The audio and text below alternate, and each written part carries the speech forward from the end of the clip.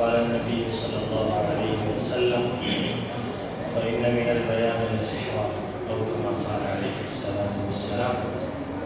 کیونکہ وقت مختصر ہے اس لیے بالکل 2 منٹ میں تو ہمارا خطبہ نہیں ہوتا، اور القاب ایسے دیے ہیں کہ میرے محترم معزز علماء کرام، بالخصوص حضرت مولانا شفیع الرحمن ملگری صاحب، دیگر علماء کرام، السلام علیکم ورحمۃ اللہ وبرکاتہ. محترم سامعین، کچھ متوجہ رہنا، یہ جو پروگرام منعقد کیا جاتا ہے، یہ جیسے اسٹیج سجایا جاتا ہے، جیسے پامفلیٹس لگتے ہیں، یہ انتہائی سخت مشکل عمل ہے. اور جس نے پروگرام کیا ہوا ہے اور جس نے جلسہ رکھا ہے، آپ ان سے پوچھیں، تقریباً دن میں 10 مرتبہ بازار جانا پڑتا ہے، اس میں اشتہارات ہوتے ہیں، اس میں بہت کچھ ہوتا ہے. انتہائی ایک پروگرام پر تقریباً خرچہ ہو 1 لاکھ روپے خرچہ ہو. میں نے خود پروگرام کیے، آپ اندازہ لگاؤ. یہ جو اتنا اسٹیج سجایا جاتا ہے، جب تک آپ کا پروگرام نہیں ہوا ہے، آپ کا نیند، آپ کا کھانا حرام ہے. آپ پریشان ہوتے ہو کہ پروگرام کیسا ہوگا، اور جو علماء آئیں گے، طلباء کیا ہوگا. کتنی پریشانی کی بات ہے. میں ان طلباء سے کہوں جو یہاں آ کے تقریر کر کے اب بیٹھ گئے، اب مقابلے کا اعلان، اب اپنے پوزیشن کے اس میں بیٹھے ہوئے کہ مجھے موٹر سائیکل مل جائے گا. مسلمانوں اور میرے طلباء کرام، میں آپ سے میں بھی خطیب نہیں ہوں، میں آپ سے کہنا چاہتا ہوں، آپ کو خطیب اس لیے بنا جاتا ہے کہ آپ نے قرآن کا دفاع کرنا ہے. آپ کو خطیب اس لیے بنایا جاتا ہے کہ آپ نے اسلام کا خدمت کرنا ہے. مولانا شفیع الرحمن ملگر اتنی محنت کرتے ہیں، اتنی مشکلات سے گزر کر یہ جو اسٹیج سجایا ہے، اس لیے کہ آپ نے نبی علیہ السلام کی حق نبوت کا دفاع کرنا ہے، صحابہ اور اہل بیت کی عزت و ناموس کا دفاع کرنا ہے، اور ظالم کو ظالم کہنا ہے، اور مظلوم کے لیے آواز اٹھانا ہے. جوانوں، آج پوری دنیا کی آواز آ رہی ہے کہ جوانوں تم کہاں ہو. ایسا کوئی جوان ہے جو اپنی ماں کی آواز پر لبیک کہے؟ ایسا کوئی جوان ہے جو فلسطین کی ماؤں اور بہنوں کی آواز پر لبیک کہے؟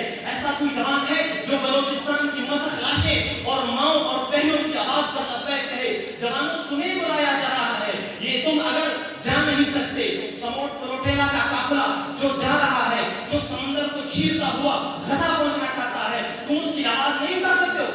تمہیں خطابت بھی کس نے سکھایا گیا؟ میں علماء سے ناراض نہیں ہوں، میں علماء سے درخواست کرتا ہوں، علم ہم نے کس سے پڑھا تھا؟ ہمیں امام الانبیاء کا وارث کیوں کہا جاتا ہے؟ اس لیے کہ ہمیں مظلوموں کی آواز اٹھانا ہے. مظلوم آج پس رہے ہیں. میں بالکل مختصر آخری بات کہہ رہا ہوں. ڈرون ٹیکنالوجی کا مقابلہ لکڑی کے ڈنڈے سے کیا جا رہا ہے، اور دنیا کو بتایا جا رہا ہے کہ من فئۃ قلیلۃ غلبت فئۃ کثیرۃ باذن اللہ. اللہ ہر دور میں کر کے دکھائے گا. قربان جاؤں میں ناز فلسطین کے مقدس سرزمین کے نفوس قدسیہ پر. آج ان فقیروں کو دیکھ کر دنیا اسلام لا رہی ہے. ان فقیروں کو، ہم ٹھاٹ باٹ والوں کو نہیں، ان فقیروں کو دیکھ کر. ارے میں آپ سے کیا کہوں، ایک طرف منصب پرستی ہے، عیاش پرستی ہے، ایک طرف پوری دنیا پر ٹیکنالوجی ہے، سپر پاور طاقت ہے، ایک طرف نہتے کچھ لوگ ہیں. جسم بموں سے اڑایا جا رہا ہے اور آواز آتی ہے فزت برب الکعبہ. پورا خاندان مل چکا ہے، آواز آتی ہے حسبنا اللہ و نعم الوکیل. پورے گھر، پورا خاندان ملبے تلے دب چکا ہے، آواز آتی ہے رب تو اسی طرح راضی، ہم تجھ سے بھی اسی طرح راضی.